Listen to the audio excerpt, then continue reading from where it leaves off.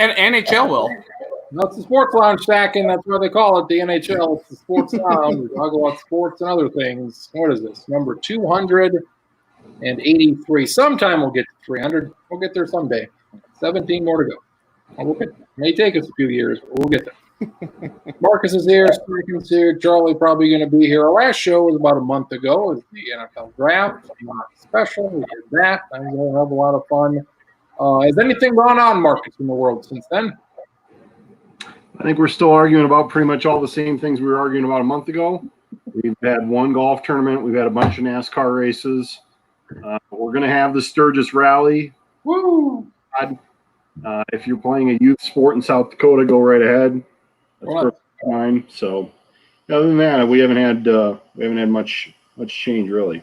And nothing's happened in the world, like no cultural shift or anything. No, nationally, it's over. Quiet as a mouse. R.I.P. COVID, you're done. And, nationally. Well, actually, as it happens, as a world, we're getting along as well as we ever have. So, and a lot of things really working in our favor. What's new in the Stacking household here? You're in St. Cloud. You're up by the mess. Yep. Gyms are open finally. You can go back to the gym. I know that was a big issue for you. We were all yes, very close. You're going to go insane. Yeah. And you're back at it. Yes, I am. Again, or how we look? Been at the gym every day since Wednesday. Not all day, but just 24/7. Yeah, 24/7. You caught me in a brief 45-minute reprieve from the gym.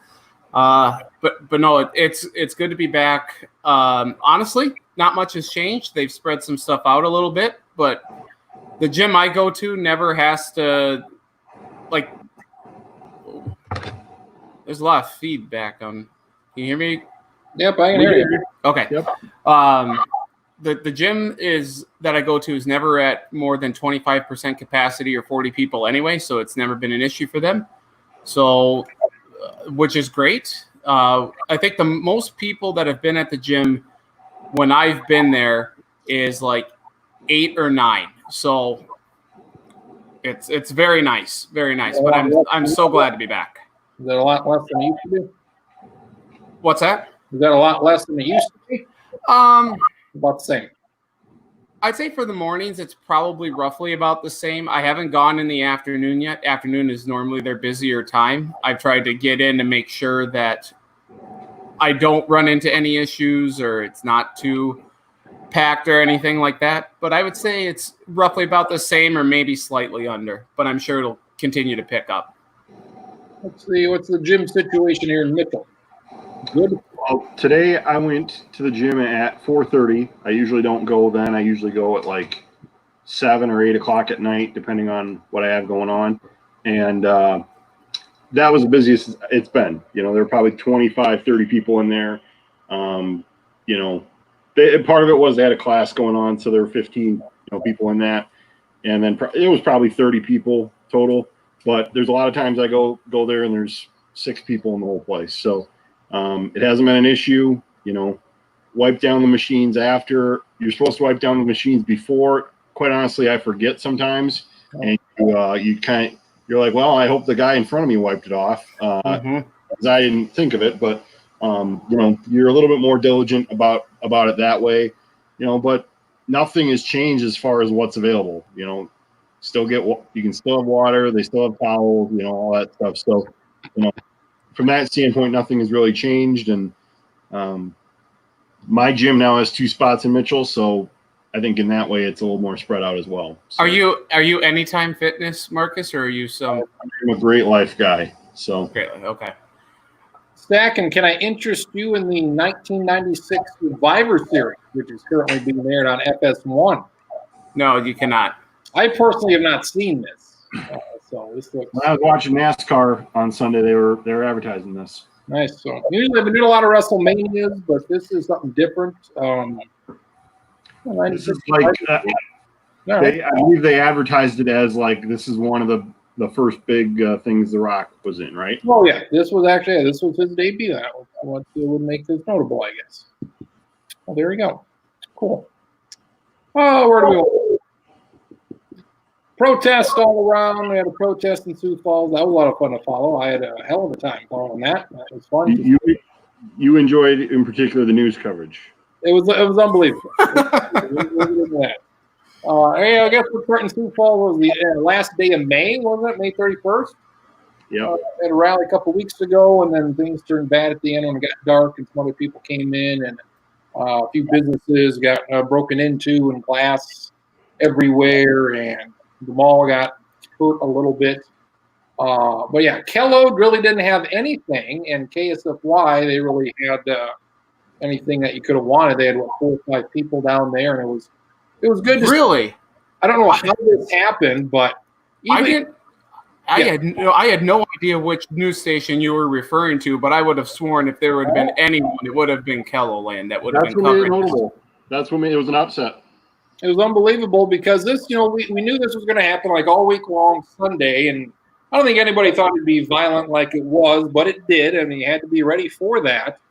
But it was a Sunday night, and even in the follow-up to it, and I think it started like at 5 o'clock, and even in the follow-up to that, KSFY had things covered, and they had people down there, and Kellogg really didn't. They had somebody on the rooftop, and they were just kind of hemming and hawing, and all right, this is what's going on downtown. And then the night to about 9:30, a little before 10 o'clock, things really got nuts at the Empire Mall, and that's when KSFY came on, and they had things covered, and Kellogg finally covered it after a while, but it took them a while, and they only had our friend Brady down there stacking, really covering it. It was a one-man show and one-man studio, and that was it. Kellogg or KSFY, they had their A team on Sunday night from the get-go, and I mean, Marcus, a few weeks later, it's like, I don't understand this at all. I mean, this was a ball dropped at the 1, and really inexplainable. Really inexplainable.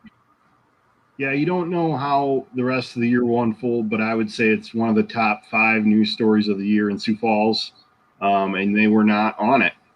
They were not. They were on half of it. They were on the protests at 4 o'clock in the afternoon, but they weren't on the rock throwing. I'm not going to call it a riot because it wasn't a riot, but the stuff at the Empire Mall at 9:30, 10, 11 o'clock. So I was just like you. I was kind of amazed at how far Kellogg was behind, considering that their whole reputation is just sort of being of everybody, even though that's not necessarily always the case.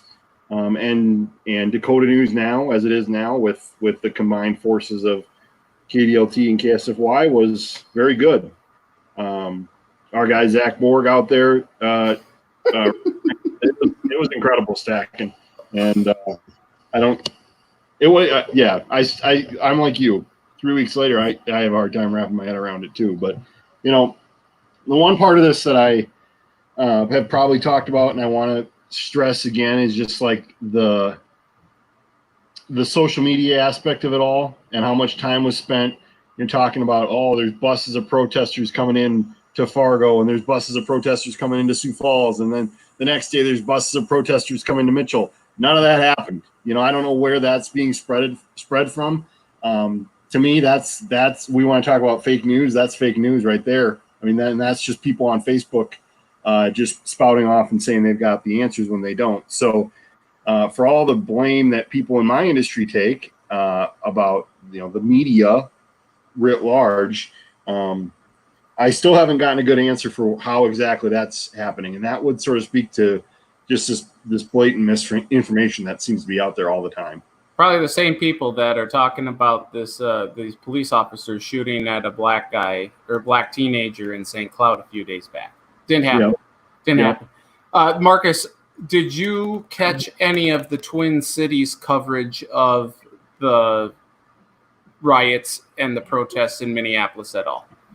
Really, only what went on Twitter. There was the night of the Sioux Falls protests and the night of the tanker truck on I-35W. Nearly running Sunday night.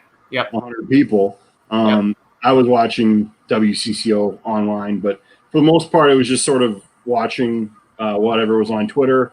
I'm not proud of it, but I watched a fair amount of CNN and MSNBC just to get an idea of what was going on. I wasn't going to Yep. like flipping on my computer at that point. Yep.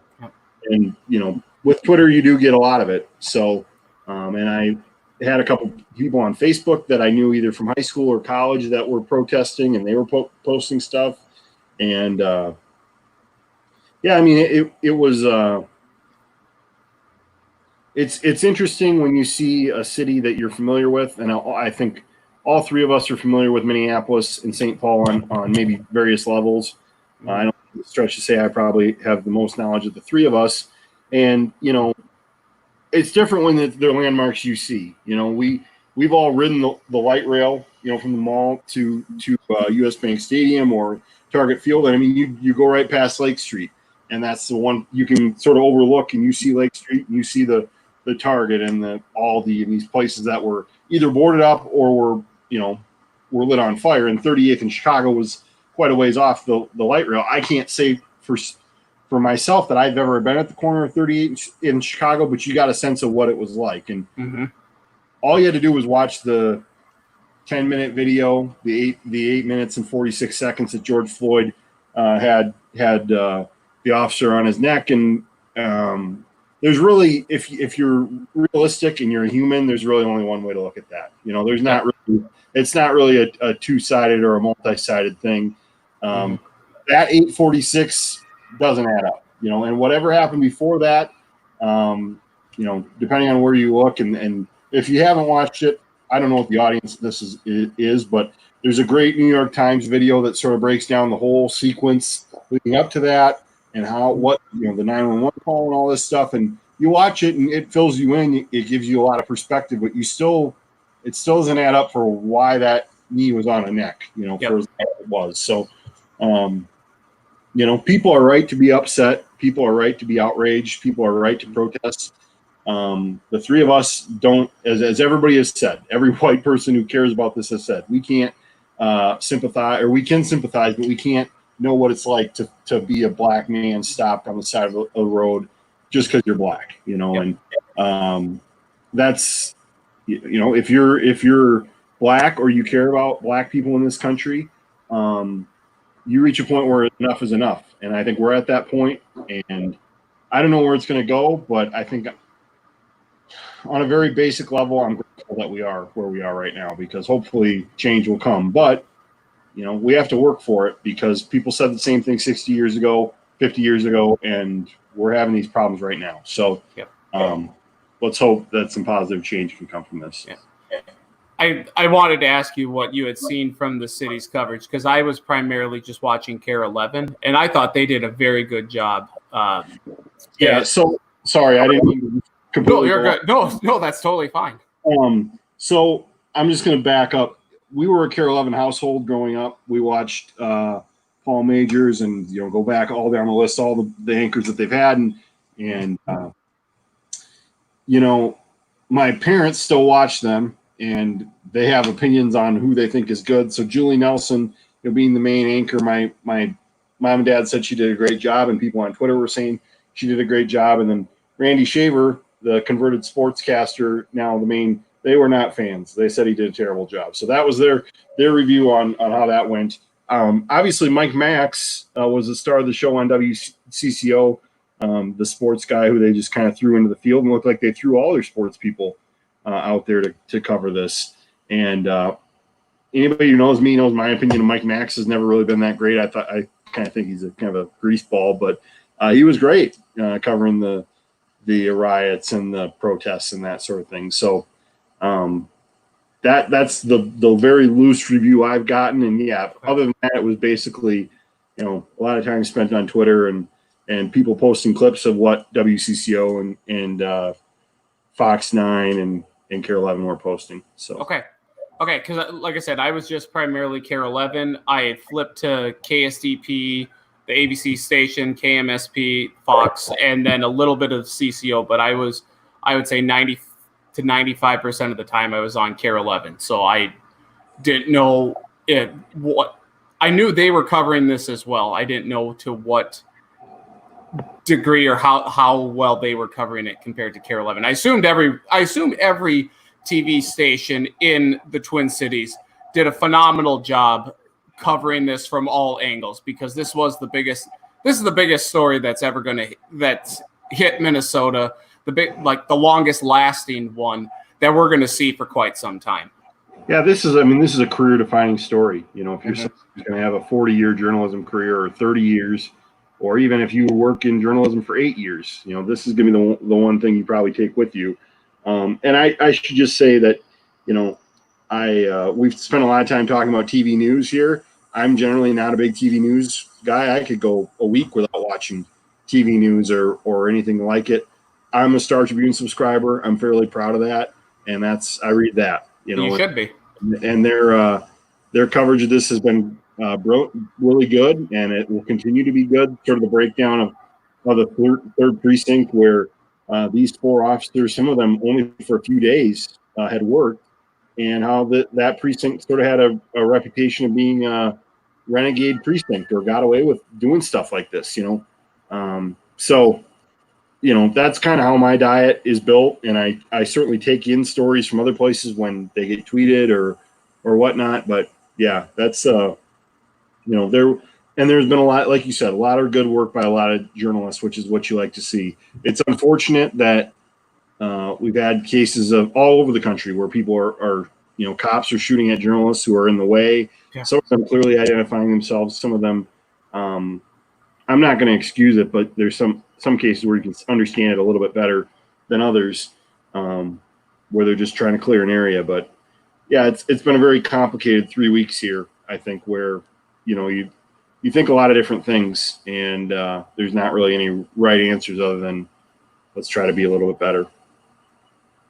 Why does this stuff happen? Shooting at the media, you had the CNN guy like at 5:30 in the morning get arrested for time, like stuff like that. I mean, what is the point of it? What are they trying to accomplish? You're on camera. This is as clear as day, and just that and everything else that we've seen. I mean, there's a reason people are rioting and protesting, and now we have proof of that, and it doesn't do the police any good when the reason why they're protesting is happening during protests. This is why we're doing this. This thing that we want to stop is happening all the time. It defies logic from me.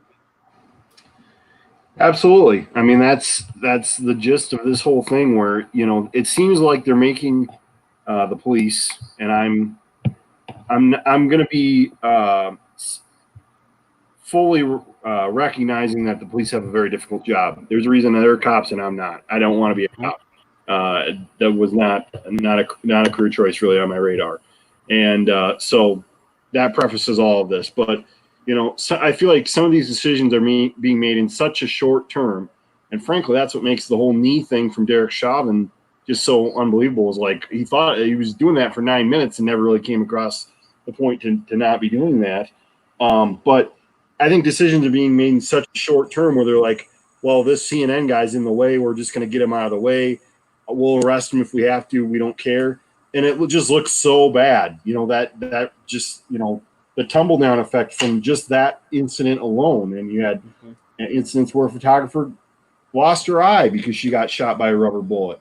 And you go right down the list. Other journalists getting arrested around the country. You had the case in, I think it was Louisville, where the cop just sizes the lady up and just shoots her with the rubber bullet. And you're just like, who exactly is that benefiting? What is the end game from all of that? And I understand that if you're a cop, your patience runs out at a certain point, and not every journalist plays ball the way you should. And I'm fully recognizing that some of them are. I'm just going to say, if you're working for an online outlet or some sort of grassroots thing, where you're if you've got a blog and a Twitter account that you're driving, you're probably just in the way. You're probably just looking to be a pain in the ass. And I understand where the police has a problem with that. But you know what? The First Amendment protects everybody. It doesn't protect just the people who claim to be legitimate journalists. And, the one thing I kept coming back to with what Travis is saying is, this is the United States. We're not supposed to be a country that arrests journalists.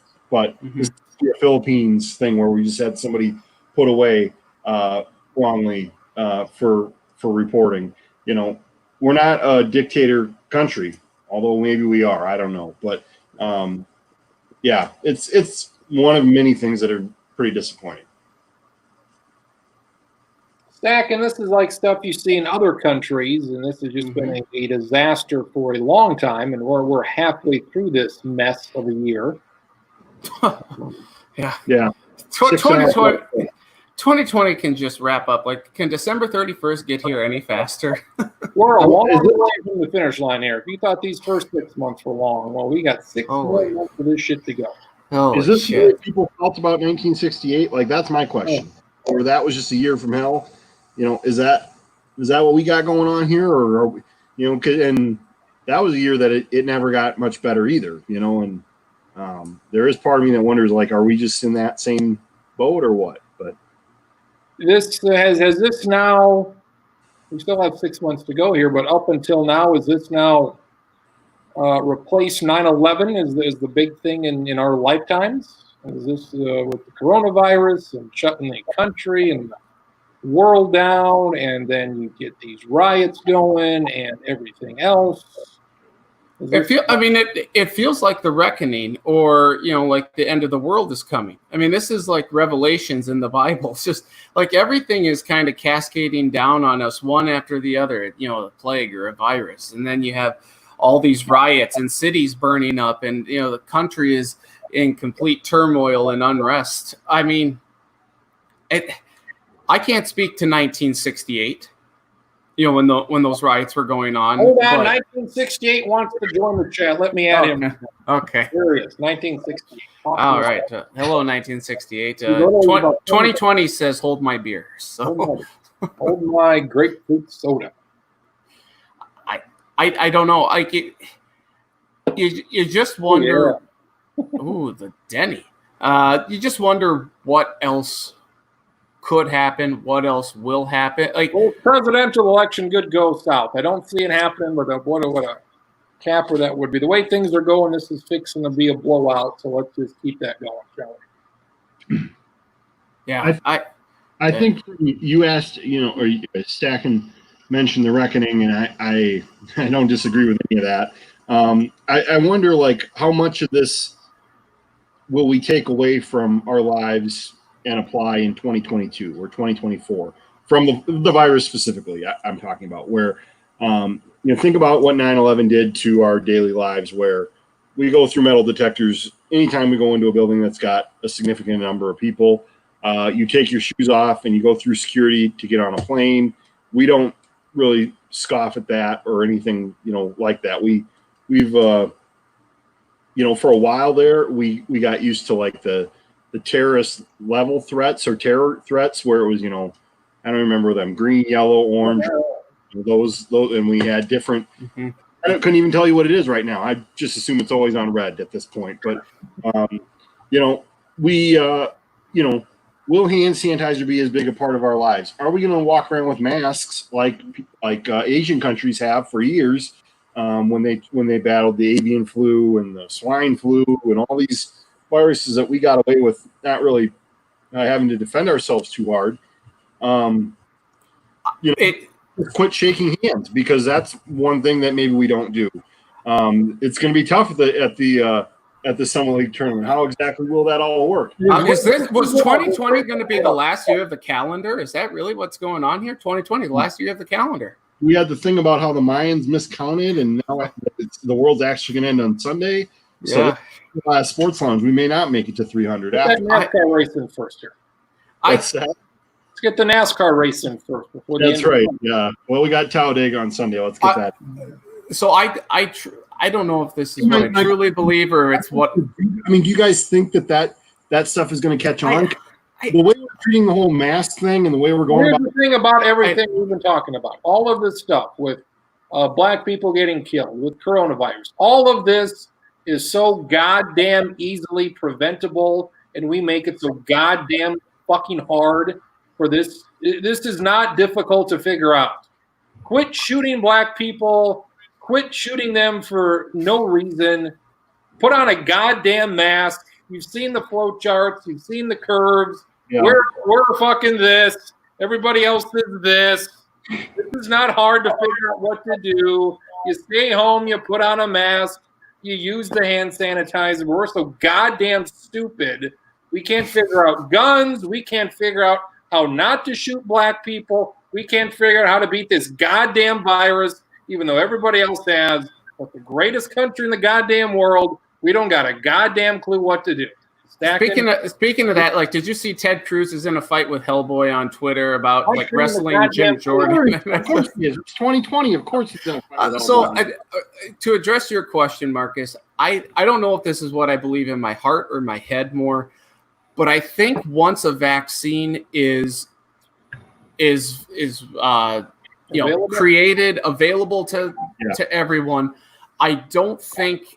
I think the masks thing starts to go away. I think, people obviously will say, hey, it's always good to wash your hands. Like, we shouldn't have had a virus to say, or like hand sanitizer. But I don't think like the handshakes going away.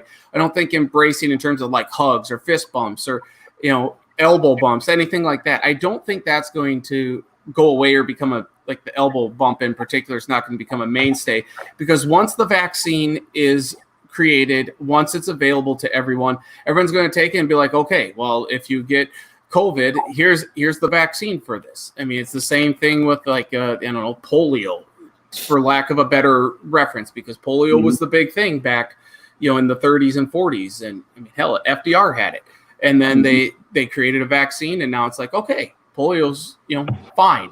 It's the like I think that COVID will be something that we will talk about, like, oh, wow, remember how scary that was before the vaccine became available? And provided that the vaccine is good, I don't think COVID's going to be part of our lives, like our conscientious decision-making and stuff, 2 or 3, maybe 4 years down the road, provided that the vaccine is there. I do think that what's going on right now in terms of Black Lives Matter and the riots and stuff, that will continue until things become normal and equal for everyone. And that might not be something we ever get to. We can say right now, this will never happen again. And then you just see what happened in Atlanta this last weekend, which is, I think, a completely different situation than what happened in Minneapolis. But it's still regarding a black man that got shot by the police. So I think this is something that's going to stay with us for years and years to come until and if things become equal. I think that certain parts of the country, and I would just say on the coast, I think things like handshakes and maybe more mask wearing is going to happen. In Mitchell, South Dakota, that's not going to happen. I've shaken hands with people that played golf with an old guy and a not as old guy on Saturday. They wanted to shake hands at the end of the round. I shook their hands. I'm not going to be a jerk and not do it. I think that sort of, I agree that once you have the vaccine, things will calm down. I think that this is going to be something that's probably going to mutate, and we're going to have different variations of this going forward. So how well are we prepared to do that? We're not well prepared at all, obviously. So let's hope that doesn't keep us or catch us off guard going forward, because I do think this is going to be kind of like the flu, where we've got to be ready for it every winter, or have some sort of defense ready to go. Mm-hmm. The other thing I'm frustrated about, and I would imagine Corinne's, kind of touched on this, we went to flatten out the curve, and I think in a lot of places we did that. That's great. Where you got cases kind of going back up in some places. Fortunately, not really in South Dakota at this point. But what exactly did flattening the curve buy us time for? Did we get more protective equipment? It doesn't really sound like we did. What exactly, are we more prepared? There's definitely, data and stories that seem to point to, like, we wasted that time, getting materials to the right places and making sure we're ready. So that's frustrating. And right or wrong, you do point that right at the top, where it's like, why were we not more ready? So that's frustrating. To me, with the protest, I think just like everything else, people are going to get bored with it after a while and going to go away or whatever. Just like the coronavirus, we just got bored with it. Like, all right, we're done with this. We're ready to reopen, whether we should or not. You got places like Florida and Texas. They're as high as rates as they've ever had, record-breaking rates every day now for the past week. And I mean, they're no better than we're in the middle of summer here, coming up on summer officially, and we're no better than we were months ago in some of those places. I will say though, And sorry. I go ahead, Marcus. If we go through this summer and we have more cases and it's going to ebb and flow in different places, nothing's saying South Dakota couldn't have a big spike, after Sturgis, for example. If we go where we've had this legitimately around for a whole year, and you and all of us, we care about sports, and we don't have any sports except for probably the NFL, because the NFL will just play through it.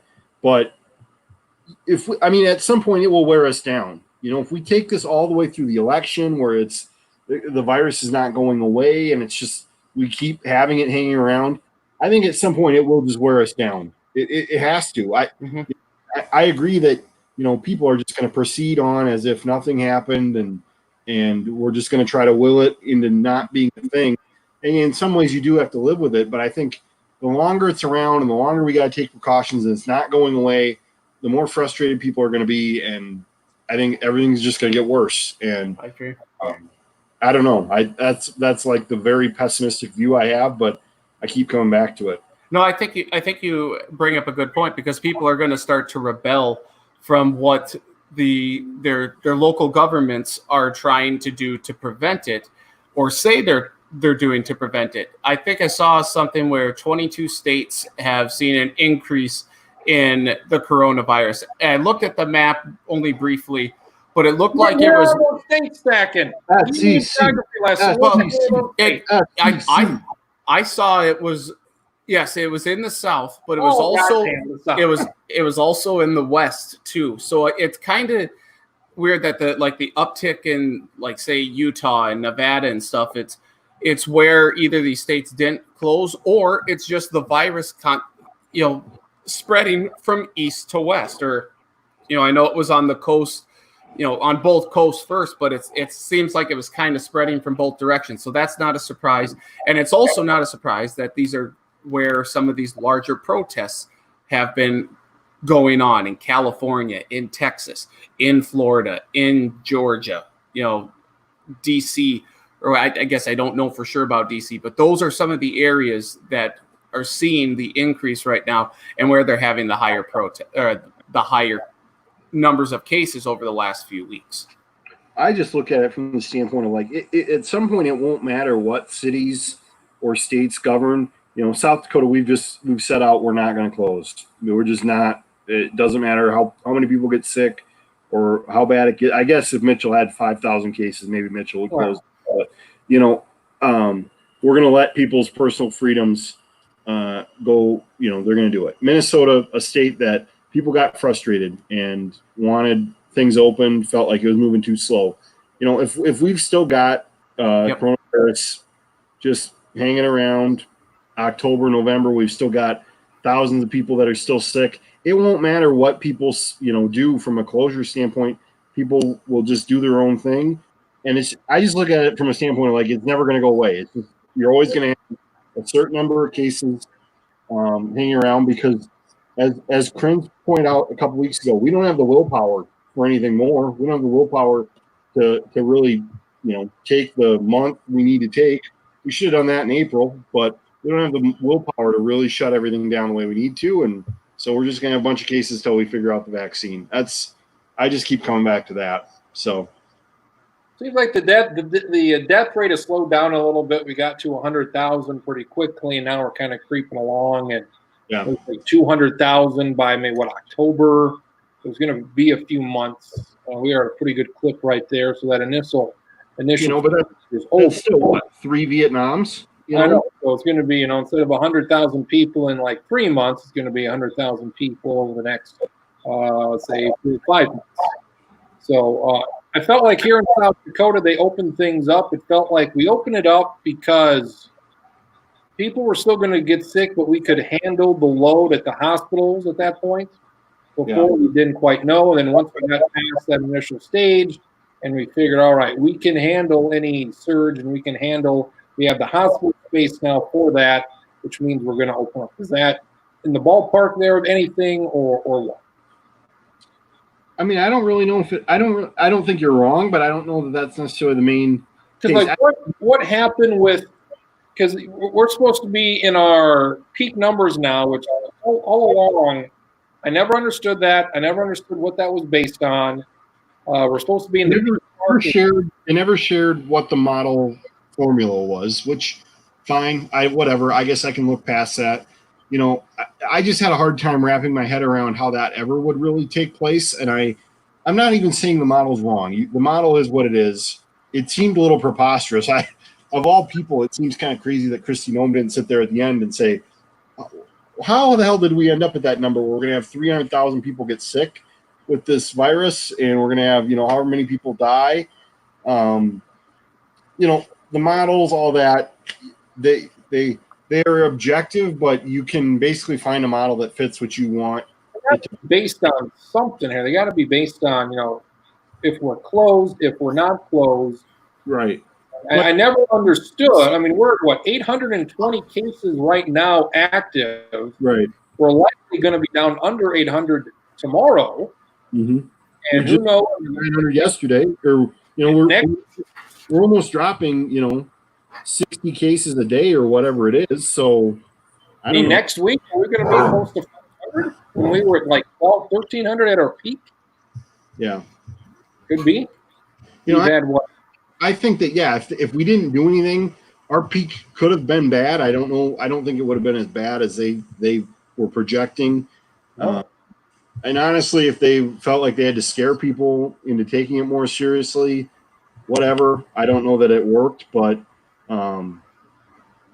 I guess I'm grateful that it's not worse than it is here. But you still had 80 people die, and that's not great either. But I guess in a state of 850,000 people, we're going to live with that. You hate to say that, but 6,000 positive cases, 61,000 negatives. We're at about a 10% rate of positives to negative, maybe a little less than 10%. And it was like a month or two ago, they said the peak is going to be into June, going into July, and it's obviously not. I don't know what that was based on, and some of the numbers were outrageous. And that was after. I don't know if they just kind of thought that maybe the Smithfield thing was more out of control than it did, or but it still infected 850 people. And with that, why would you open up when we did? We opened up about a month ago, probably. Third week of April. We were closed in Mitchell for 20 some days.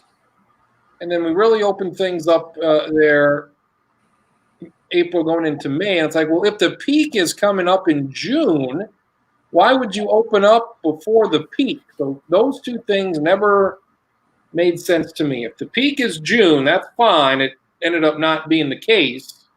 And if it was, then why are we opening up before the peak, which you would never open up before the peak of something? So certain things just did not make sense to me. We did not have the willpower. Honestly, that's my explanation. Is like we did this for 3 weeks, 4 weeks, and we said, well, it's bad, but even if it gets worse, we can't handle it. We gotta have our restaurants open, and we can't have everything closed, and so we gave up on it. And in that view, it hasn't gotten us as bad as it could, but I don't know. I think Governor Andrew Cuomo from New York said it best. Is like, you want to reopen the economy, but at what cost of human life? Like, how many lives lost is too many? I think that's a very yes, Brophy. He's obviously into it. I honestly, that's I think the biggest issue that all of these states are facing, and rightfully so. You have unemployment close to 40 million people, or somewhere in there. Like the 30 to 40 million people. That's bad. Like that's Great Depression-esque. Maybe even more than that. So I'll I am glad I'm not an elected official because I think they are trying to do the best jobs that they can. I thought Walz was starting to maybe overextend or like being a little too careful, but we are seeing a bit of a drop here in Minnesota, which is good. ICU is dropping. I think they got everything. They mobilized everything that they needed to at that point. So it's great. And now, they're reopening. The phases are starting to get back to a semi-normal rate. So I think it's truly just a state-by-state basis. And there's really, you're talking about the model. It's really difficult to do a model because we've never seen anything like this. We don't have anything to go off of.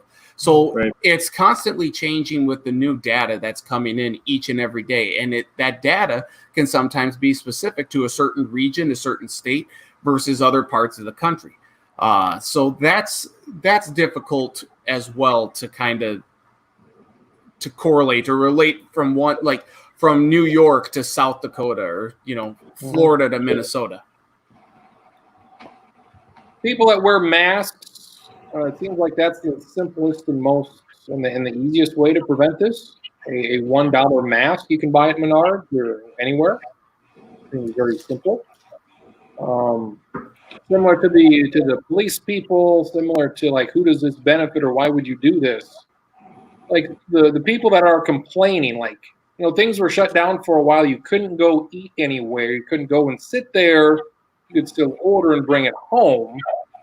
Like if the gym was closed and Stacken hated that. Like if that's the biggest inconvenience, you can't go to Arby's or you can't go to wherever the hell. You can't go to Blarney's for a month and sit down. Okay. It's like, I needed to go to Arby's though. That was big for me. Yeah. At least you could go through the drive-through. Go through the drive. It feels like our sacrifices were really not that hard. It was like we're literally telling you don't do anything, which we're lazy anyway. But we're like, don't go to the T Steakhouse. Not that they're open, but you can't go to the T Steakhouse because we're going to limit the spread of this. All right. You can't go eat food somewhere. It's like that's the extent of it. And, concerts, gatherings, like big fucking deal. Go home. Watch Netflix. Do this. Do that. Ride your bike. You just can't go somewhere and do something. It's like, two generations ago, some of our 3 generations ago, I suppose, our grandparents or great grandparents, when it was their time to be called upon, it was we're going to war. Go to Europe. Go storm the beaches of Normandy.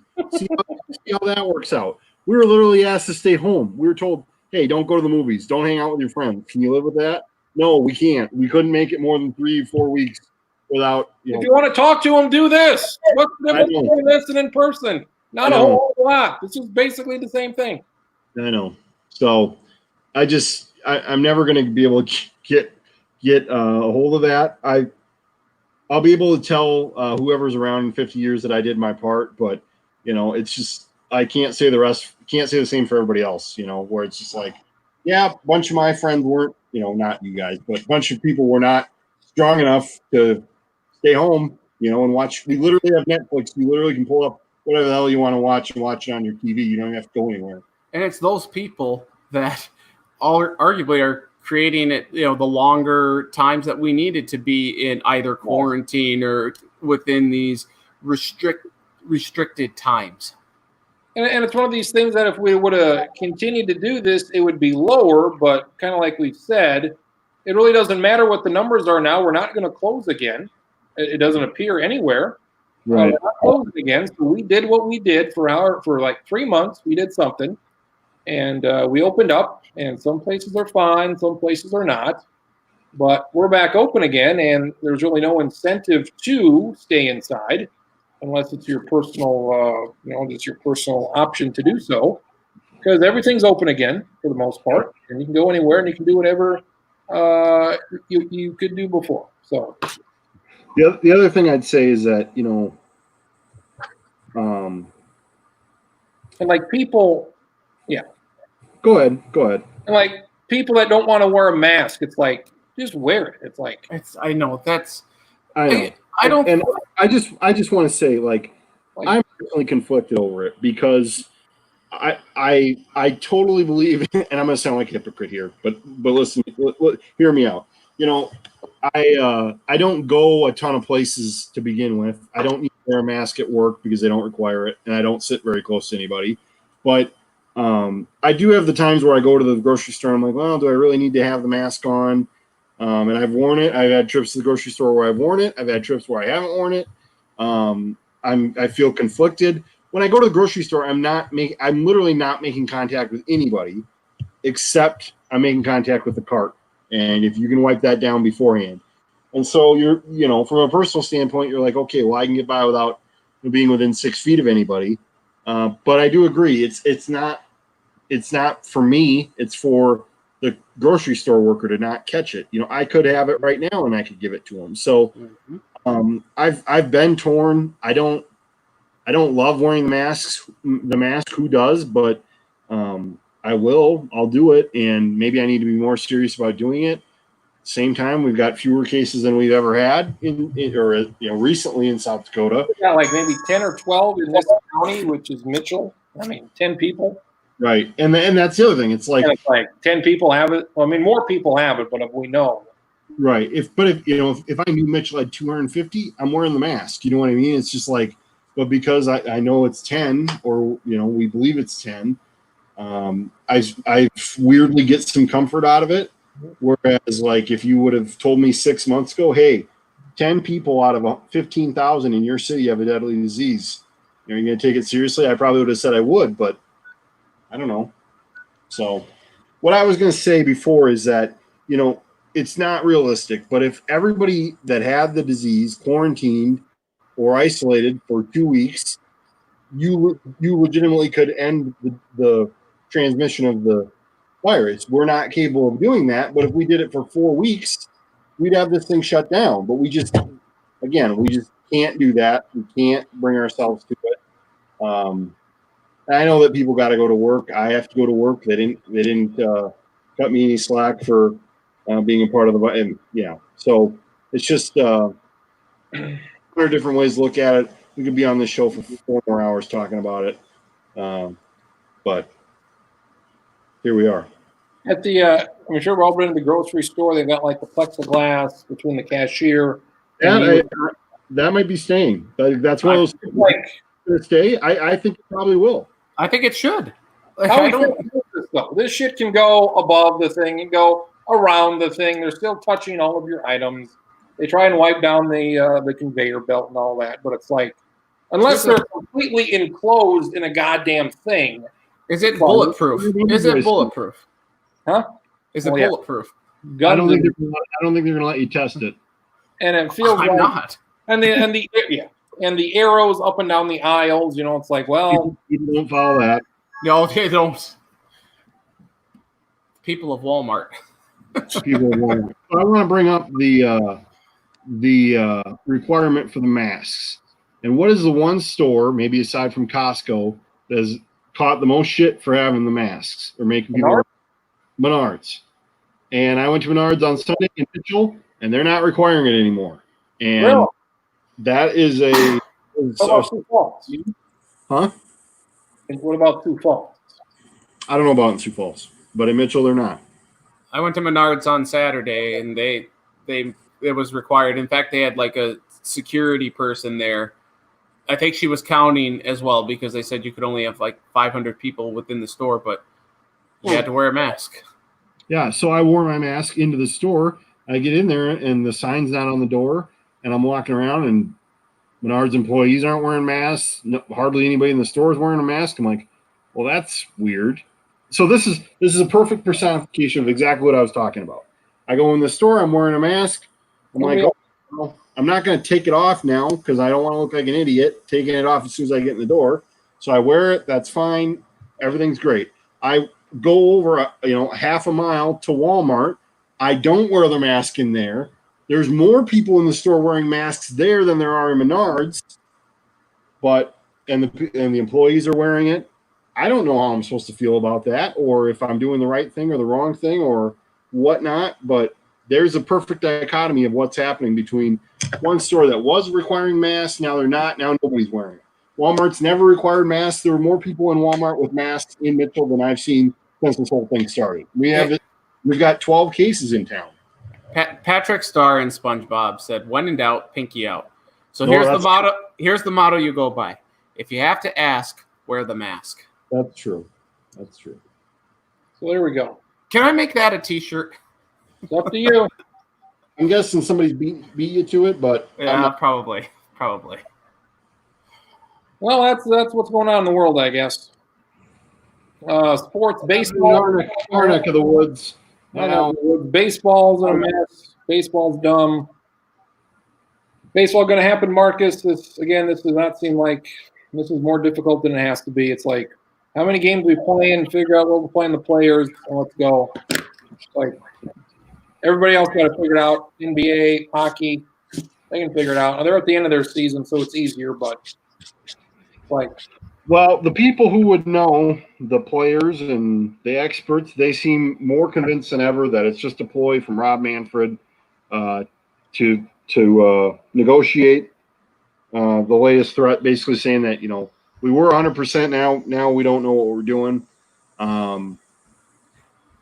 It sure seems stupid. It sure seems ridiculous that, there's 100 different ways to look at it. And I'm just going to say for now that, and always, that I'm on the players' side. I'm not going to be on the side of the owners. They don't need more people on their side. But, you just have these two sides that won't give. The owners know that they make less money and comparatively would make more money in the playoffs, less money in the regular season. If you're a player, all you make is the regular season thing. And, they're offering to play more games. We had it with, they started at 82 game schedule. And we had players request for 114, like late in the game. That was dumb. The owners request for 50? And guess what's in the middle? 82. I don't know how the hell they couldn't just decide, oh yeah, let's just do 82 because that's the halfway point and that's where we were to begin with. But these assholes can't agree on anything. So who cares, I guess, in that sense? I don't know. They're pissing away a golden opportunity because they would have a captive audience, at least until football starts or the NBA gets going or whatever you want to say. They pissed it away. But this is gonna piss so many people off about baseball. I feel like I'm in that category. I know I'm gonna watch the Twins. I know I know that whenever the Twins get back on, I'll watch it. But I think in the casual fans, they're just people do not care or do not appreciate this showdown between owners and players. It's not going over well. Manfred, I mean, the guy's a lawyer through and through, and he's doing it right now. He's just doing what he has to do, but boy, does he look bad too. So I don't know. They're going to figure it out. I just have a hard time believing that they're going to let this whole thing go and we're not going to have a season because there's too much money at play for all of them. They all need some sort of money.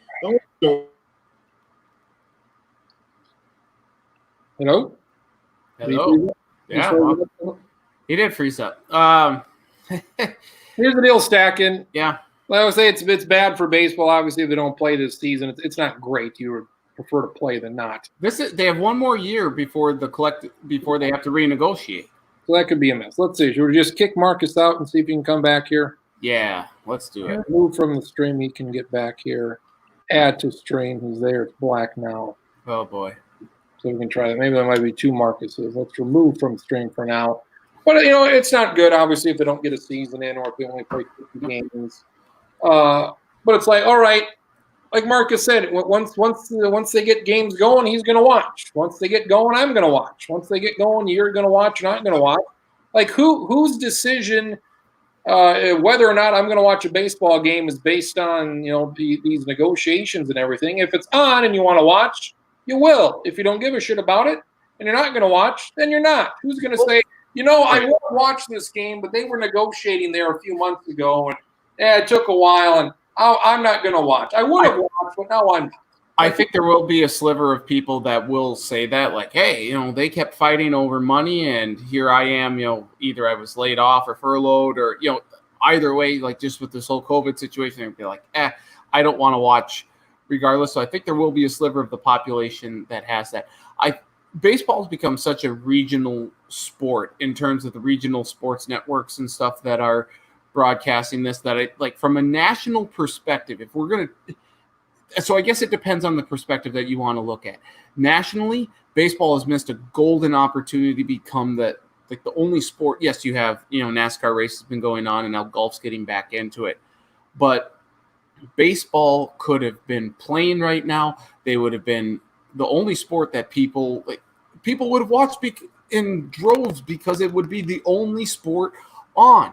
And now that you're going to have the NBA starting up, presumably on July 31st, the NHL that's going to start up July 31st, and those are going to be the playoffs. So no one is going to really care from a national perspective about baseball when you have the NBA and NHL playoffs going on. Then you have football starting, and baseball, is baseball going to continue their regular season? All these seasons are going to be, the finals are going to begin, September 31st or something like that for the NBA, and who knows what the NHL is going to do, how long that goes out. So you have all of these, you have these two sports that are going to be in their playoffs, and then baseball might get into the playoffs, but at that point it's football season. They've screwed this whole window up, and really COVID screwed the whole window up for sports in terms of their normal seasons anyway.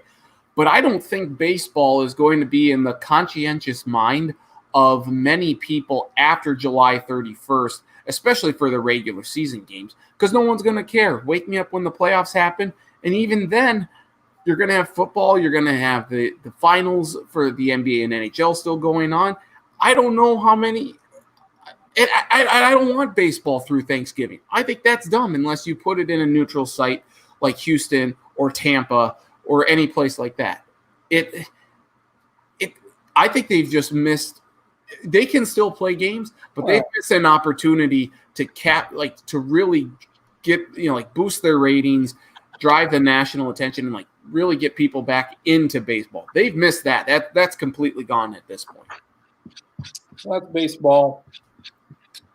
Football, we'll see what happens there. I could give a shit if football happens or not. I hope they don't, because they're obviously going to do it anyway, so who cares? College football, though, needs to happen because they fund the rest of college sports.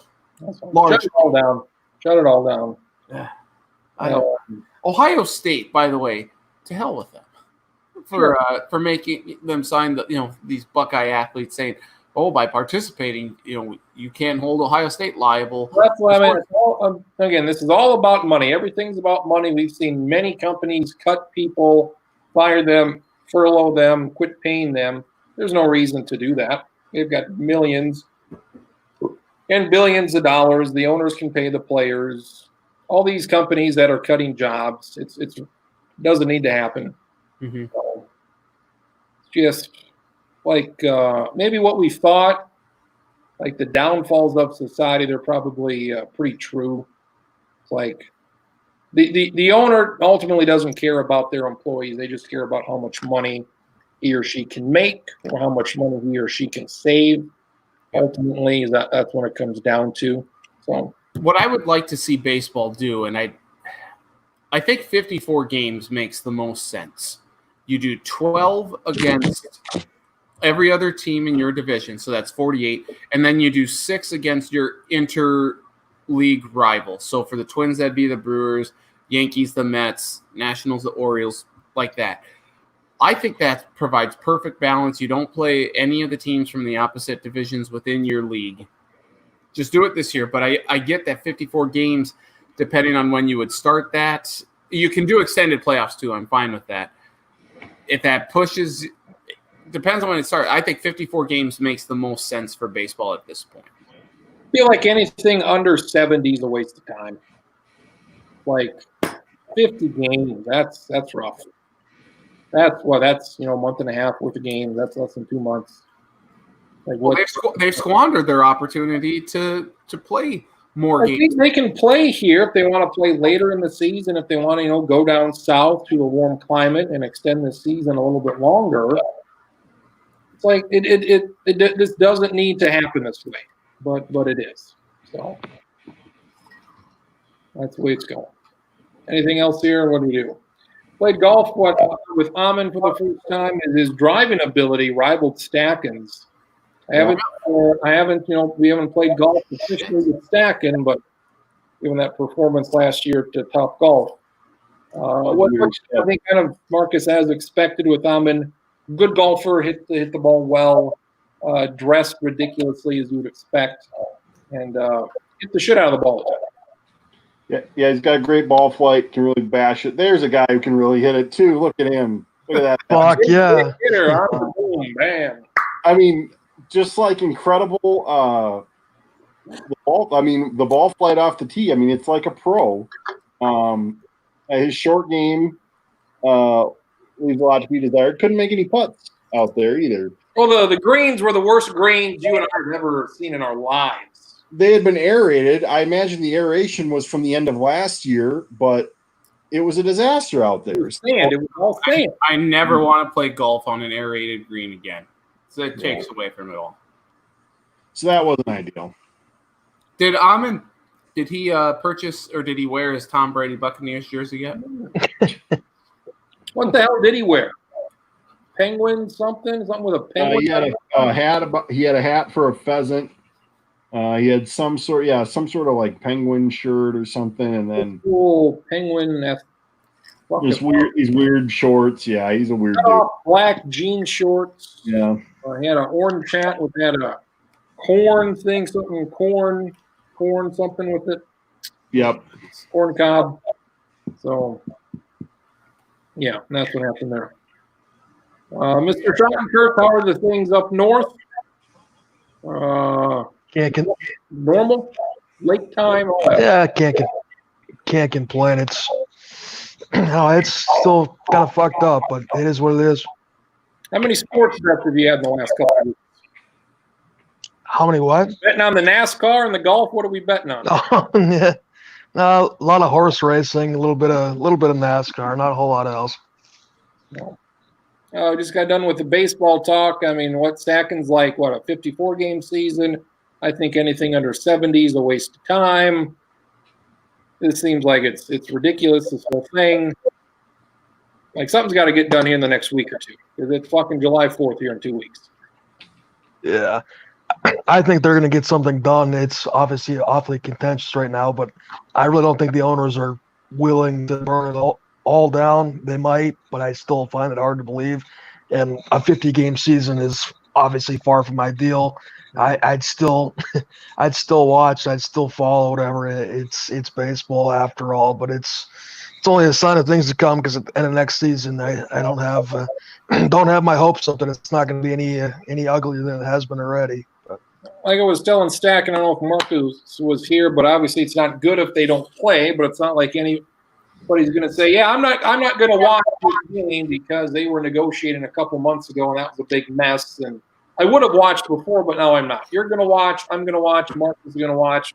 Stacking probably not going to watch. He's only going to watch anyway. So he'll watch maybe the Twins once in a while. But I don't have Fox Sports North. Yeah, Jesus Christ, this is going to now. How fun can you do without it? Yeah, not good. I can't. I think their main problem is that I think their main problem is that they're going to have. The longer you go, the more you run into these other sports. And yep. Exactly. When it's the Vikings against the Twins, I'm going to pick the Vikings. That just is how that always ends up going. So, but that happens every year, doesn't it? Once you get to but you're gonna have more things involved if they actually do play end of September, October, whatever. You're gonna have the fucking NBA Finals potentially.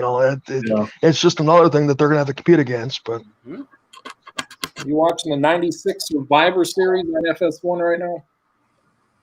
I was for a little bit. It's not on currently. Good shit. Got hit number 3,000 on Fox Sports North. See, this is what I want. They've given him a triple. It looks like his daughter's going through some sort of emo phase. And Jesus Christ. I think they could have gotten him out at third base if the relay would have been legit. So good job. Oh, they even blew off fireworks for him. That's nice. Here's Mark Rosen interviewing somebody. Like more games like this. Enough with the world. We've seen these World Series games 10 times over now. Bip Roberts just made the last out of the inning for the Royals. Or that's what you want, man. Like more games like this. Like get deeper into these. Any game in the last 3 years. No. 5 years ago. No. If it's not 10, 20 years ago, I don't give a shit. Everybody's out there. Hey, look at this. You got a bunch of goddamn hits. All right, cocaine. All right, cocaine. Yep. Okay. That's cocaine. I snorted it like a sailor. So there. Yeah, Minnesota Sports Network. Yeah. That's good. Anything, Stacking, we talked, what is it, maybe a while ago? Sorry, I got to interrupt. Why is Tom Kelly wearing a hat that's got the plastic thing in the back? Get him a fitted cap? Everybody else seemingly has one. He has some you buy. Tom Kelly.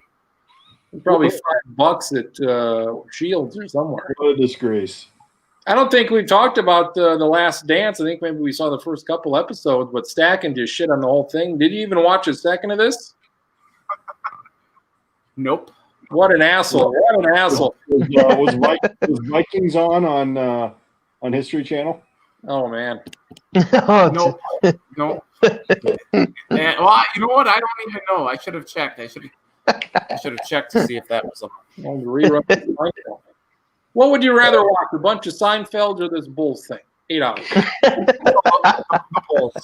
I will never watch Seinfeld. You're an idiot. I'm in the Hollywood Squares match game kick right now with Gene Ray. All right. Oh my God. Good television. Match games up here. That's tippy top stuff. 4 or 5 million people watch this thing every week. It was on for 5 weeks in a row. Everybody liked it. Schottenkirk, well, your thoughts on this? Great piece of business. A lot of good stuff. Yeah, I was had high hopes going in, and I think it was completely exceeded in almost every regard. It kind of towards the end, the last couple episodes, we just expected so much that episode 9 and 10 left a little bit to be desired compared to a few of the ones earlier back. But it was very well done, something that we needed, and especially at this time, the amount of interest obviously was always going to be there, but it was just even further solidified with all the shit going on, and perfect timing for MJ to sell some more shoes. Marcus, a lot of memes came out of this, a lot of good reactions from Michael Jordan watching the clips of the people talk about whatever. He had no problem with the glove. He made that clear. I got no problem with the glove. What were your favorite moments? You had the security guard who's dead now, but I think, at least so far, and I'm not able to scour all areas of the internet, but that seems to be the one gift that has survived the most is the security guard with throwing up the arms. Yeah, I mean, some of the stuff with Rodman, I feel like is going to come up again. And then you go there. That's right. Yeah, it's the thing about the rebounds. My God, that was good. I thought that and somebody wrote something fairly in depth. Couldn't tell you where it was at, but I mean, what a great decision to have at least the interviews you could have done ahead of the time you talked to Jordan and then play them, and he's watching it, you're watching his reaction, and then you get this honest thing where he's like, it doesn't matter what Isaiah says now, it's bullshit, and the problem with the glove and all that. I mean, it's great. It's so. Yeah, I enjoyed it. Some of it I knew, some of it I didn't know. I don't know if we talked about this on any of these shows before, but if you complained about the way the story was told with the jumping back and forth, you can go get lost. I'm saying, I thought it was great. It's if you're looking down at your phone every 2 minutes, yeah, you might lose track of what you're doing. But I got pretty conditioned to only look at my phone during the commercial breaks because otherwise you might miss something. So, is Stacking actually going to ever watch this thing? Is he just going to let it go? Probably just let it go. He hates the Bulls. I assume hates Michael Jordan. Was not a fan. Yeah, maybe we'll watch it one day. Who knows? Did you watch the Sosa and McGuire one on Sunday or not? I did not. No, Are you gonna find time to watch that one? I might.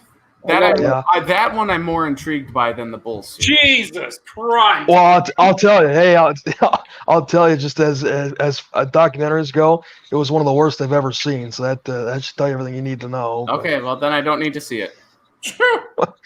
Yeah, Well, I mean, it might be worth it, but Give me a 15-second synopsis. They hit a lot of home runs. there's a glorified YouTube highlight video, and they didn't address the steroids at all. It's a two-parter, though, I think. 2 hours. It's 2 hours. It's shit. I thought there was Complete another. shit. I thought there was another part though. This next The week. Lance Armstrong thing was 2 parts. Oh, maybe it's Lance Armstrong. Is that? I haven't watched that. Is that better, Lance Armstrong? That okay? It's passable, in my opinion. I think I haven't had a chance to watch all of it yet, but I mean, right off the bat, you realize that Lance Armstrong is an asshole. A lot of people knew that before. He doesn't change your opinion on that. He's And testy. A lot of the people he worked with was an asshole. Good God joke. damn it. What? Testy. Oh, And he's testy. He's not testes because Lio.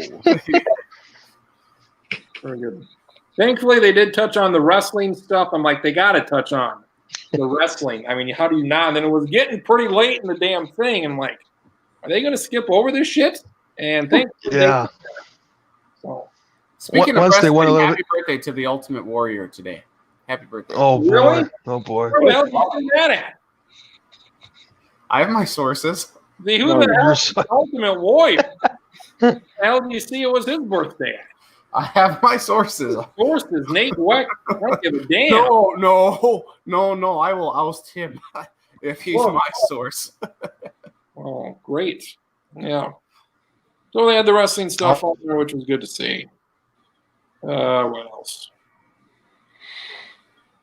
Is the NBA like how many guys do you think are not going to play this season?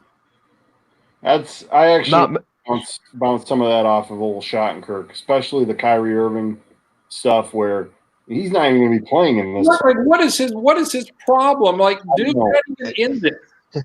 Get out of here. Yeah, You're not involved in I don't think I don't think there's been an athlete, and I know there hasn't been a basketball player that I've done a bigger flip flop on. Going to Duke when he did come out of high school, and obviously incredibly talented, he gets hurt, and all these fucking flat Earth conspiracies, and now he's with LeBron, he's against LeBron. Oh yeah, maybe we shouldn't play. If I saw him in a dark alley, it would not go well for either one of us. I can tell you that right now. But he can fuck off royally, but I think, and Patrick Beverly kind of said it, and he said it in jest or kind of as a jab, but it still comes down to LeBron saying, hey, we're playing, hey, we're not, and 90% of everybody, if not more, they're going to follow his lead. They'll go down there, they'll play, and if you want to put an asterisk on the title or for whoever wins it, feel free, but I don't think it's that big an issue. I think they just wanted some time to flesh things out a little bit and talk about what might happen if it's actually truly the best thing with the protests and the Black Lives Matter movement, all that shit. If that was if it was gonna be put on the back burner, but Kyrie's just kind of a different dude, and there's nothing necessarily wrong with that, other than that I just don't disagree with him. But they're playing, and they're gonna give it a go. I think they had the map today. Zach Lowe tweeted out the map of Disney World. I mean, I certainly understand. I don't think it'd be awesome to spend 8 weeks at Disney World, basically where you're just quarantined there. You got to play these games, but you're on a big campus. I mean, it's not like you're confined to your hotel room the entire time. So I think that has the potential to be all right. If it's just basically going to be NBA people in the bubble, so to speak. The weird thing is that if people get hurt and you are replaced, you're done for the tournament. That's basically what they've said. You can't really come back once you're replaced. Come on, LeBron, pull a groin. You don't have to play, but if you don't play, Watch yourself, Stack, and you're only a couple miles away now. I'll come find you. Oh. So what's the point of that? Let's say you're out for 2 weeks. What could come back? Like, can't you just stay there? And what's the yeah, you could, but you don't get to fill that roster spot. like? What the fuck? How many That's how many different basketball courts are they playing at? And They got 3 arenas and they have more courts. I don't know how many extra courts, but 3 arenas that they're Like, I mean, the regular season, whatever. I think it's a waste of time. But the playoffs, you have like 4 games a day because of the TV situation, I'm sure. So Yep. they've got 4 different sites, I assume, here. couldn't you play the finals at the Orlando Magic's arena then? Or is that what they're planning to do? if this goes long enough, you might be able to play it in the home arenas. Yeah. There's already some people saying that if it goes as planned and as they want to, they haven't said it yet, but if this virus slows down, which it's obviously not right now, but the conference finals and the finals could be played at the home arenas of the teams involved. But I just like, if somebody gets the Rudy Gobert's out of this, I mean, you saw what happened when he got it. The world shut down, and Yeah. you would think one guy will get it. You would assume Somebody will get it. Somebody will get it. Absolutely. Ezekiel Elliott got it, and he's Elliott, yeah. goddamn mind. So if some NBA player gets this, he's going to be around his team. So I guess the team just keeps on playing. You know, it's like Paul George gets it. Okay, well, just keep playing. And before, I mean, like, Those guys get isolated. It's and then you test. It's like fuck. If there's like 5 or 6 guys on a team that makes it, and they're in the semifinals, and you got, the goddamn Boston Celtics are down to like 6 regular dudes. It's like, well, fuck. Call Mike Brown. That might be what we're looking at. Like an asterisk. This is like it could be a disaster. We'll see what happens. Call But Mike Dom. Mike Dom waiting. We got to go deep on the. I heard somebody talk about that in the context of like college football. If your whole running back room gets the virus, you might be playing running back if your linebackers at running back. Who the hell knows? Lot of A jet sweeps. lot of jet sweeps. Lots of, whatever sport's coming back, somebody's going to get it. And then you got to, testing. You got to test everybody a lot. Every day, every other day, multiple times a day. And we're not really equipped for that either. But And I don't know how you do it. They're going to try. Maybe it'll be fine. Maybe they'll keep it on the down low here, but it's. I would just, and I brought up the college sports, but you had, guys at Houston, guys at Mississippi State get the virus. Houston, they're not even testing the players, on a regular basis, or the athletes. You're just kind of like, well, what the hell are you doing? Or how do you know you're going to be able to keep it under control? And again, those are the people that aren't paid. It seems like a nightmare in the offing. Hey, Ohio State. There you go. Yeah, exactly. The Ohio State having to sign that, if anything happens, we're not responsible. Yeah. That's kind of bullshit too. But. And you got some of these coaches in their 60s, almost 70. I mean, they around here? I mean, I don't know. I hope this is going to sound really mean, but I hope John Harbaugh gets it and dies. Just something random, Make it real fucking, make it real fucking random. But talk about calling your shot. How about Homer Bailey? I'd settle for Jim, but hey, can't shoot too high. You got too many people in the rotation, so one of you's got to go. You're out, buddy. You really want Dick Mountains? You know who it's going to be? It's going to be Pete Carroll. That's who it's going to be. Shouldn't have fucking thrown the ball, you dummy. Fucking give it to Lynch and win a Super Bowl, jackass. He did. You won one. Damn. I'm not even a fucking Seahawks fan, but Jesus fucking Christ. Not real good, Pete. Zach, and you been watching any older games now? I think you talked about this before, but any? No, You don't care about any of these older games. No, here's my daily routine normally. Oh boy. It's, Oh boy. Oh boy, buckle in, boys. We've been waiting for a long time to figure this one out. oh no, it's this is it just as of like the last month or whatever. You get up, you watch Golick and Wingo, and then you have No, you lost me. I don't, I'm not saying this is for everyone, but I've Get up, you jack off the mic. It's not Golick and Wingo, then you have the Dan Lebitard show on. better. And then depending on what day it is, if it's Monday and Wednesday, then South Park's on for the rest of the day. Followed by maybe some match games from 4 to 6, and then on Buster, and then you got to wait. You got to through some reruns of maybe Big Bang Theory on TBS, very funny, and then top it off at 9 o'clock. It's the Match Game Hollywood Squares Hour on Buzzer, and then maybe wind down with the daily distancing show with Trevor Noah. And then Are you? You're like 30 something, but I swear to God, you live the life of a 75-year-old, and it's kind of respectable. Honestly, I'm kind of jealous. Not gonna lie. I am only living this because there are no sports on right now, Shot. Aside from the Big Bang Theory and Golick and Wingo in the morning, my grandparents watch basically the exact same shows. They're in their 80s, so. The only reason I'm watching this is because of the situation we're in. Are you a Golick Jr. fan? What are your thoughts on the kid?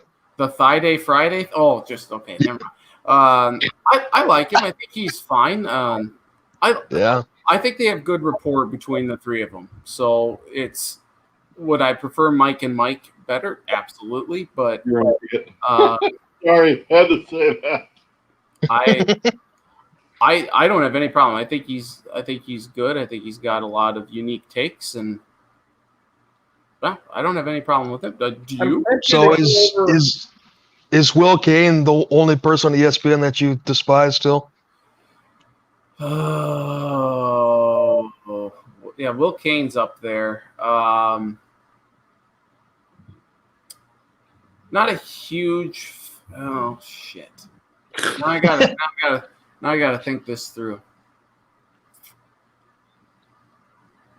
When you're watching Match Game, this is the 70s, 73, Yes. 77? This is Yes. Match Game 75, bitch. Yeah. This is Johnny Olson speaking for Match Game 76. Mark Goodson, Bill Todman production. We don't see eye to eye. Show was edited for broadcast.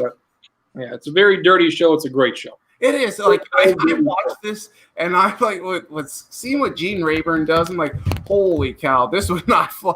Like 75% of the things that he does would not fly in today's society. Richard Dawson and LeBron James, a match. Oh God, yes. Richard Dawson. I haven't looked this up, but I just have to assume that he got the Family Feud hosting gig because of his performance. I would assume so. I know. He's a dog. I tell you what, like He's dog in a literal sense. I know Schottenkirk's seen it. I don't know how much you guys watch Family Guy, but the thing where Richard Dawson makes out with what is it, Lois, or he's going down and he starts making out with her, or he makes out with her. He makes out with him, I should say. So I was talking about, I watched the Dan Lebitard show, and this was on, I think, like a month ago now, maybe a little longer so, but Richard Dawson apparently was trending on Twitter because like people were like, oh my gosh, he was so despicable. Look at all this stuff that he's doing, kissing all these women and everything on on Family Feud. And it's like, why are we getting upset about Richard Dawson 40 years later and like 8 years after he died? What is this? This is cancel culture. I cancel him. Doesn't matter if he's dead. Cancel culture. Yeah, cancel culture. Speaking of Lebitard, you've brought him up a few times. What do you think about the potential charity match with Dana White? You heard about it? Yes, I have. Jeez. I like the Panda Express for his nickname, first off. I think I want to know, like, just how far this is going to go. Because I think Dana White would probably beat him to a bloody, or, he would pulverize him pretty well. But at the same time, I I think Dan could get a few good jabs in there. Like I don't know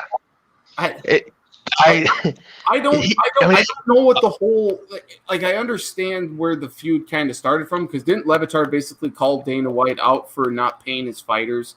Right. Yeah. Exactly. And then Dana White got upset with that. Like, isn't there some validity to what Levitard said? And White's now just being a pouty baby about it. Well, there's certainly some validity to it, but I think Dana's point was that Levitard hasn't really he doesn't follow the sport intently, and to kind of a cheap shot to bring it up in out of context anyway. But if you listen to any of the ESPN radio shows, though, the Dan Levitard and company talk more about MMA and like the UFC and stuff because they have Daniel Cormier on and these fighters on. They have them on more than any other radio show or TV show out there. So if he's gonna call out, at least say that the Levitard show covers the sports more than anyone else at ESPN. Yeah, but I think Dana's big bone of contention was that it's not really negotiable. He said he'd put up $250,000 and let's make it happen, and then Levitard kind of backed away from it. But I mean, anyway. That's typical. Jose Offerman's batting stance, he was just up here against Racky. Fucking terrible. Jesus Christ. How was he any good ever? Yeah, I know, but still. I'm trying to think, what's Jose Offerman's stance like in Ken Griffey Jr.? Ooh. Is it down there where he really bends down and just swings the bat? He's a high bat guy, right? Is he the high bat? Is he like that? I think he's high bat. Yeah. Oh. God dang it. Now I have the N64 ready here, so I got it. I got it. Shit, he don't got it. Radke, he had only allowed 2 hits till this point. Now he's giving up back-to-back doubles. You got to get to him early, Marcus. If you don't get to him early, you're not going to get a second, third time through the lineup now. We got Keith Lockhart. He's a tough out here. Take him out. How many times in his career did Racky get through like 5? Hey, he's doing pretty good. And you give up a 4 or 5 spot in the 6. What the fuck? Yeah, so just gave up a home run to Keith Lockhart. It's a tie ball game, 3-3. Shattenkirk. God damn it! You're ahead of me. Fucking spoiler alert. Son of a bitch. There it goes. There it goes. See? Keith fucking Lockhart. Jesus Christ. Do you think he's still alive? Look up how many home runs Keith Lockhart had, because that's probably one of like 7. Somebody look that up quick. Okay. I'll say my guess is 72. Is Marcus looking this up, or do you want me to? Okay. Over under 72. It's probably under. Holy shit, he played for 10 seasons. Keith Lockhart, not the first guy that comes up when he put in Keith Lockhart. No. He's age 55. He had 44 dingers. 44. That was one of his 7 home runs that we just saw. Oh, boy. In that season, he had 44. He went to Oral Roberts. We're familiar with Oral Roberts. Hey, speaking of that, speaking of Bob Roberts, did you hear the big news today? No. Or maybe this was a few days back. Bob Morris is leaving the NEC for the Horizon. Yeah, that's weird. It's weird, man. Seems like. Did you hear the other big news is that the St. Thomas announcement's coming tomorrow? Yeah, it's coming. Didn't we already know that they were coming to the Summit League? Well, but the NCAA waiver tomorrow. Oh, okay. Marcus, what happened with Augustana here? Because this seems like a no-brainer, and then they say no.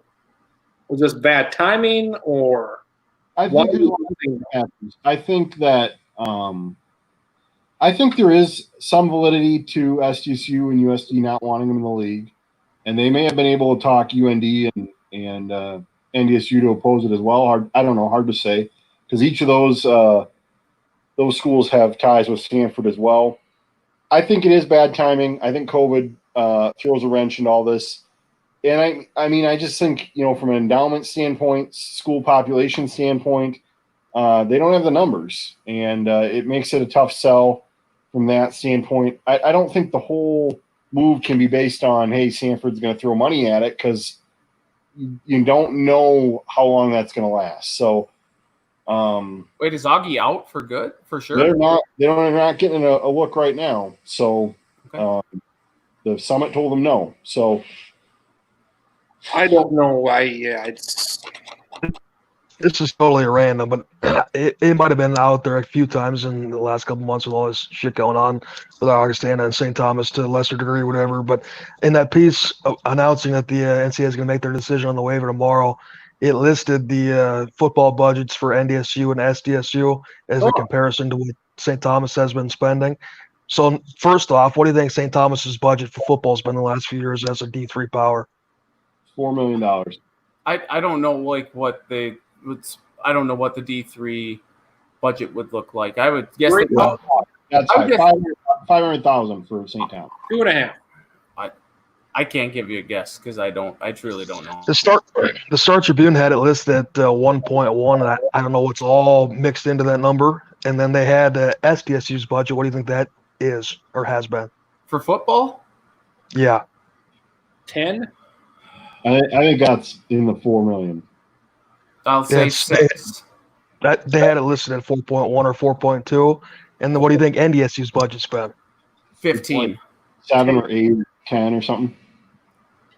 NDSU's budget's only been 5.7, which I thought was kind of low, to be honest with you. But still, Okay. and all three of those numbers were lower than I would have expected, to be honest. But I mean, SDSU's whole athletic budget is like 20 million. So, yeah, A quarter of it. So we really got that Nebraska game coming in a couple months, and we'll see what that looks like. I mean, there's third. You're not going to put in front of 90,000, and especially the way Nebraska's going. They've had a boatload of cases. So Quarter capacity. I don't know how you get tickets. If there's going to be 20,000 people there, it's like, yeah, I mean, I imagine it was going to be a relatively difficult ticket to begin with. I think it's going to be harder now. So it's weird. So 5,000 people at Talladega this weekend. Come on, let's get the bus. Let's go. we have 30,000 at Bristol for the All-Star race. geez. Place seats 150,000, so it shouldn't be an issue. The stupidest thing about Talladega, you have to be a resident within a 150-mile circle to get a ticket. How the fuck are they going to track that? Is Atlanta within 150 miles? I looked this up last week. I know it's relatively close, but I'm not sure, but You going to the big Garth Brooks thing in Laverne, Marcus? You going to head over there in a couple of weeks? not for $100 a car. No, and I see Winter and Gregory are going to have it too. But Winter and Gregory. Mitchell dropping the ball on this. You got to show Twister instead, but Jesus Christ. the Argus had something. They talked to Mitchell and basically said that they wouldn't be able to work with how they have the driving set up. And I wanted to say, How? it's always an excuse with you people. You can't. You can make literally, I don't know how much Garth Brooks is going to get out of this. Tens of millions he'll get out of this. You make plenty, yeah. You can't set this fucking thing. I mean, obviously it would sell out. Even $100 a car. I think it's 6 people per car max. Yeah. So if you can make that work out, that's $15. That's reasonable. But Are you going? no. I will wait for my next trip to the Vern Drive-In to be a double feature, 2 shitty movies back to back. Stay out till 1:30 in the morning. We Wake saw up. Tommy Boy here a couple weeks ago in Mitchell when it was full. The Laverne Drive-In's a great place. Let me tell you. That's right. That was good. Does Sonic Suns 93 stacking doesn't interest you at all? No. Does Charles Barkley punch Sean Kemp? No, he doesn't. Yeah, Rockets 95 does nothing. he punches Sean Kemp, and then Sean Kemp simultaneously gets a chick pregnant at the same time. I think me and Armin like these mid-90s NBA games. Anybody else get hard about these mid-90s NBA games? Anybody else got NBA TV? I don't. No. I get it. I'm So you not don't watching it. Can you give it to somebody that could use it? I'll give you all the channels I don't want if you can lower my dish bill. Sure. I like them. I like them a lot. So, anything else here as we wrap it up? Stacking, you're back at the gym. How's the kid and everybody else? Kid's good. The kid had his 2.5-year-old checkup today, and he's in the 97th percentile for weight and 93rd percentile for height. So he is going to tower over me. How big here. is your kid? 3 foot 2 inches. Fucking 3 feet. Holy shit! How much Yeah. does he weigh? Is he 40 pounds? Not quite yet. 36 pounds. He's a monster. All right. He's built like a tank. What are we thinking? Like Got, 6'3", 230? got some future defensive end here or something. Holy fuck! Well, he's got a 20. What did I do? A 2036 scholarship, I think, to That's right. SDSU. Already lined up with Coach Sigelmeyer, so that's great. Linebacker probably. What are the odds that Stick's still alive in 16 years? I think he'll be alive. I It'd be that's about the right time where it starts getting a little bit debatable. Was he 60? Depends on if the coronavirus makes a charge in South Dakota again. Oh, jeepers! What do you guys think of the Iowa situation? Chris Doyle losing his job, Kirk Ferentz kind of in the shitter there. Kirk Ferentz has a better chance of keeping his job than Mike Gundy at Oklahoma State, don't you think? Well, that's Yeah, Mike- All fine. Gundy apologized tonight. I think it's kind of unfortunate. I think it's going to get the heat taken off him again. But he came out with a second. I also would say that Gundy has more power at Oklahoma State than Ferentz has at Iowa, and that's saying something. 'Cause Really? Ferentz has a lot. Yeah, I mean, by all sounds, Gundy pushes people around, and it was basically him against T. Boone Pickens for a long time, and unfortunately, our guy T. Boone ain't around anymore. So, All right, BT Boone. Anything else to look forward to here? Where we got the golf, we got the racing, so there's something. We got Fight Island, UFC, baby. All July in Saudi Arabia. Like, why are they doing this when they can obviously already go to Florida or wherever the fuck? why not? Why not? It's do for it? the Fucking it's for all the international fighters that can't get into the U.S. right now. Christ. That was the whole concept of the thing, is that they've burned through a lot of the American talent or the talent from everywhere that's based in America. That's who's been fighting these last 2 months. So now all of these guys that are based internationally will have the opportunity to get to Saudi Arabia and to have some of these cards. The pay-per-view that they have over there is a fucking monster card, but after that, it's kind of shit. And where's this island that they're going to? It's just off Saudi Arabia. It's 10 miles. It's like the northwest corner of Saudi Arabia. It's actually pretty big, and obviously the Arabs and the oil money. It's a very nice place, but we'll see how it works out. El Aryam Island or Halat Al Barani or Bayrani. Yep. Yeah. It's not one of the, I can't think of it. It's actually got a pretty simplistic name to it, but Bill? Every fighter should have to come out to Thunder Island by Jay Ferguson. It'd be awesome. Thunder Island by Jay Ferguson. Am I missing Give something it a here? listen, man. Give it a listen. It's a banger. Jesus Christ. Did the old man Doug put you onto that when you were like 6 or what? Never heard of it. What the fuck? No, come on. My second Family Guy reference of the year or of the night is it's a song that plays when Stewie and Brian are on Trash Island and they Oh, Jesus, that's that song. yeah. Jesus I apologize, but what was your first Family Guy reference? What was it? I already forgot what it was. The TV show host, Kissing People. Oh yeah, Richard Dawson. Yeah. Oh, okay. Yeah. Got Super American Knot Hole Day coming up at the Metrodome September 29th against the White Sox. Be there. Call 33 Twins for more info. Hello? I evidently missed that or caught the back end, the very back end of all the golf conversation with Almond a week or two ago. Oh man. That video that you sent, I had fucking tears in my eyes. I bet you I watched it 10 times in a row. That was the most fascinating 50-second video I've ever seen in my life. What was that? The 16th hole? What was that? 16. Yeah.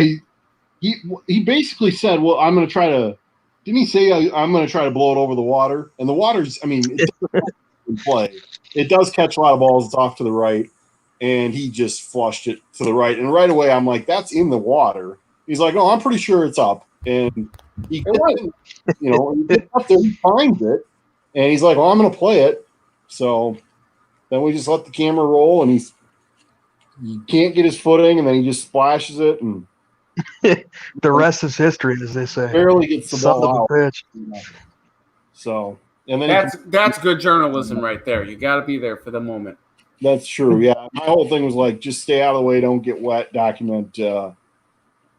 It was honestly, it was so good that I thought for a second that you guys could have potentially scripted that because it was pure perfection. It's like, what the fuck? I wish I would have been smart to think of that, but yeah, it was just all. And I'm like, well, we got to get this on camera, man. So Before we leave, I got to get shot and first thoughts on Matt Watt. Just your general thoughts. My general thoughts on Matt Lawton. Yay, nay, up, down. I was really never a huge fan. I think you're referring to me. Was he one of the guys that I said something really egregious about or not? No. No, we Marcus and Eamon and I, and then we were talking old Twins and all that. And like Matt Lawton was pretty good, and he made an All-Star team once, I think, for Cleveland. yeah, there was like a year or two where he was the Twins' best player. I mean, Yeah, and then Drew was like, yeah, he wasn't all that good. I'm like, he was pretty fucking good.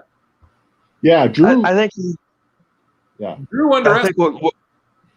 I think what came directly after Lawton will maybe makes people more willing to overlook that he did have a couple good years. They traded him, and they got really good. That 2001. Original Soul Patrol member, right field.